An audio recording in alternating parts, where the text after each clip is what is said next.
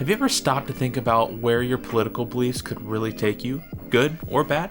The political landscape in the United States recently shifted, and whether you're celebrating or bracing for impact, there's one thing we can all agree on. Sometimes, movies help make sense of all of it. But what if you could watch a film that digs into the historical or hypothetical future of a nation based off its politics? Stick around, because we're diving into films that might inspire hope for the future or make you rethink what could lie ahead.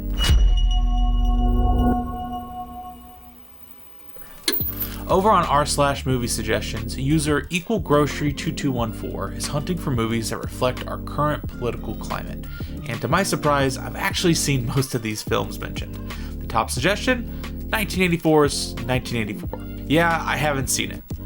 We'll circle back to that later. Now, our current political climate is obviously open to interpretation, and there's one movie that popped up several times, and wouldn't you know it, it's my personal pick for this topic too. It's a sci-fi movie, so don't let that genre scare you off. But 2006's Children of Men is an incredible take on what happens when a modern society crumbles. Just, minus the whole no children being born part. Here's the gist. In a future where women can no longer get pregnant, society is literally coming to an end. 18 years later, amid the collapse, a pregnant woman is discovered, and the main character, Theo, is tasked with smuggling her out of a war-torn UK. It's tense, emotional, and packed with incredible storytelling that hits harder than you'd expect. I originally watched this movie as a teenager, and 15 years later, it's still living rent-free inside my head. It really is that good. If you're looking for something that's political but leans into sci-fi, Children of Men is hands down my top recommendation. And trust me, it really is worth your time. Some other suggestions from the thread that I've seen include V for Vendetta, War Games, Idiocracy, and Demolition Man, because why not? While all these definitely fit the political climate theme in one way or another, I do want to touch on two of them, to prove that political movies don't have to be a total downer. First up, Idiocracy. This comedy about the future has aged so badly that it's actually gotten better. I'm the Secretary of Energy. Who won a contest got to be a cabinet member. It's so ridiculously dumb, but in the best way possible. The premise is simple. Society has become so anti-intellectual that humanity's future is literally measured in a family tree diagram at the start of the movie. Oh my.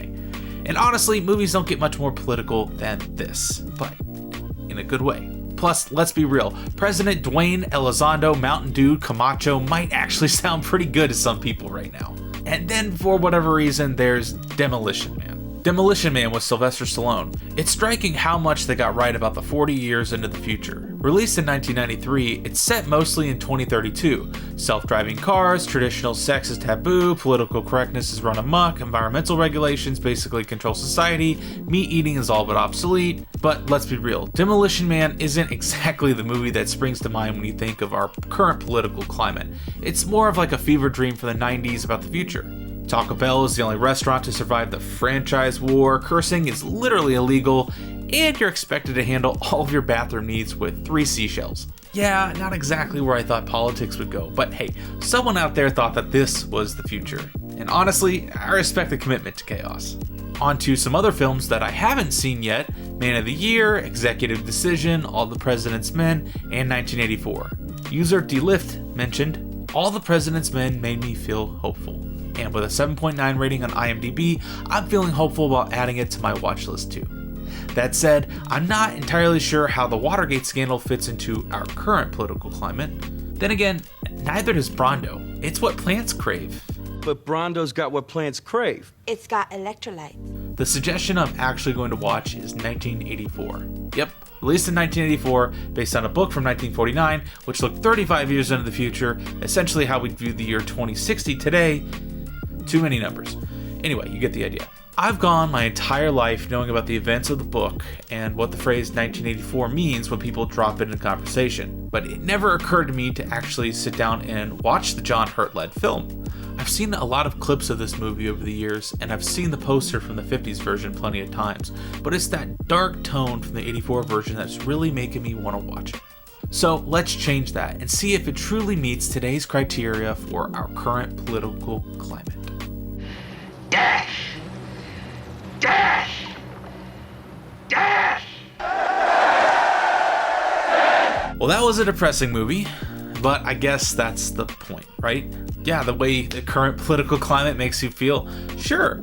1984's 1984 is not what I would call a fun watch. It's relentlessly bleak, dark, and honestly, pretty exhausting. John Hurt is fantastic as Winston, but the muted visuals and slow pacing make it feel more like a 2-hour warning label than an actual story. If this was supposed to be entertainment, someone forgot to tell the filmmakers. From the perspective of 2025, the dystopian world doesn't exactly match up with where we are now. Sure, we've got big tech tracking our every move, misinformation stirring up drama, and that ever-present cloud of conflict. But no one in 1949 could have predicted the internet. Let's face it, the vision of 1984 would be a lot harder to pull off today, because people would just start a conspiracy subreddit and meme Big Brother into oblivion. I can't say I enjoyed the movie because I don't think you're supposed to, but it's worth watching just to see how fears from the 1940s still echo today. It's not an easy movie to sit through, but it does make you think. Plus, it's a good reminder to appreciate the fact that we can still complain about our governments online without the thought police showing up at our door. Yet.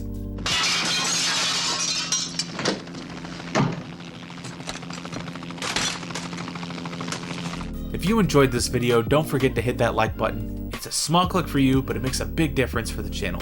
Now, I want to hear from you. What's your go-to pick for our current political climate? Whether it's a political thriller, or a dystopian sci-fi, or even something completely offbeat, drop your suggestions in the comments. And who knows, your pick just might make it into a future video. Thanks again for watching, and I'll see you next time.